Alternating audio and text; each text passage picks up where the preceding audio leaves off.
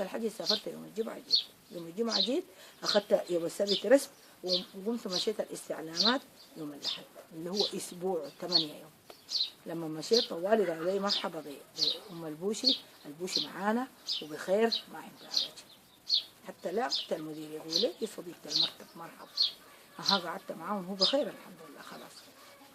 حاجيب لي ملابس مش يجيب لي ملابس. جيت يوم الاثنين اللي هم اليوم التاسع جيت وديت لي ملابس غيرات، مشيت سلمتهم ومشيت معاه حبات تمر كده، سلمتهم ومشيت. جيت قعدت انا لانه بالتكرار الكثير دي المره ال 12 ابوش يتقبض بالتكرار الكثير. انا بعرف يعني ما قلت لهم نملوا لي الورنيك، ما قلت لهم طلعوا لي ولدي، لا طوالي مشيت.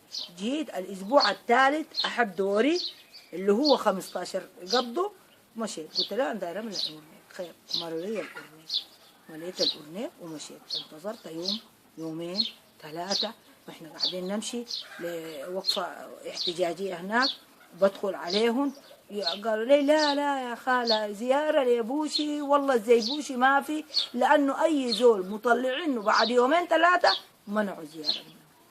يقنعوني بهذا.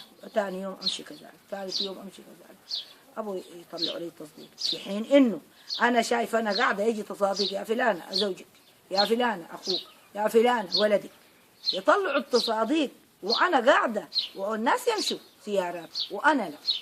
فعشيت بقى حيرني، مشيت كتبت شلت ورقه وقلم منهم وكتبت جواب. قلت له ليه انا ما تدوروني ولدي، جواب عادي كتبته برضه ابى يجيني الرد.